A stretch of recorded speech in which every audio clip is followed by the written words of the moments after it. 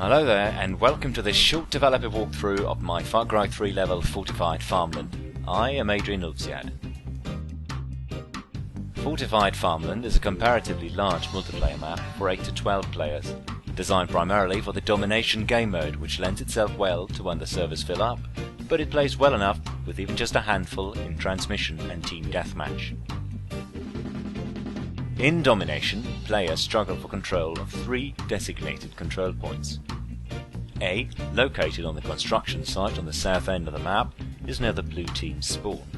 Likewise, C, in the ruins by the mansion on the hill to the north, is where the red team have their spawn.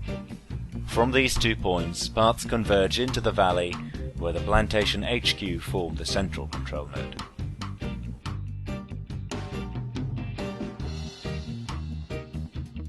With this vertical layout, the most direct route is the most exposed, meaning to create a circular flow, with backdoors provided for all control points to offset the viability of camping typically prevalent in large maps.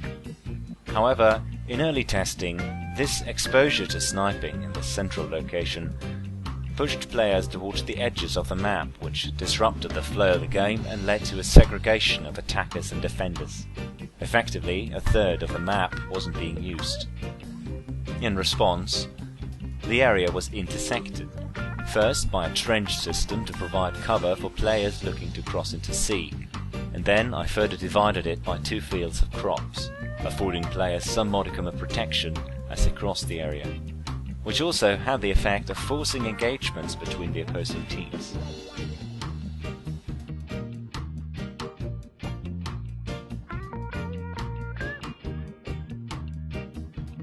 I made sniping positions on the map asymmetrical and set them up so as not to cover the same area. Soft cover was used to hamper but not restrict the effectiveness of snipers, ensuring instead that, while remaining lethal, they can't so easily defend their own position.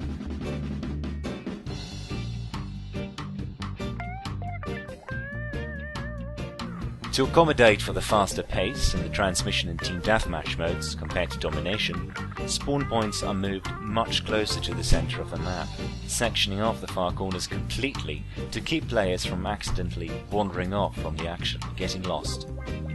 With players now spawning closer to each other, I made sure that each spawn point is placed with immediate access and line of sight to a path, doorway or landmark to give players a sense of direction and ensure a constant flow of motion across the map. In transmission, a game mode where the goal is to hold 1 of 4 bases, the active one alternating at random, the layout of bases is horizontal instead of vertical, which, while perhaps a subtle change, helps create an altogether different feel to the map, with new hotspots in areas rarely accessible in the other 2 game modes, and hopefully adding to the replayability and lifespan of the map by making the game modes more distinct from each other. This concludes the brief walkthrough. For more information, feel free to visit my portfolio at www.ulfsgar.com or download the map and see for yourself. I'm Adrian Ulfsiad. Thank you for listening.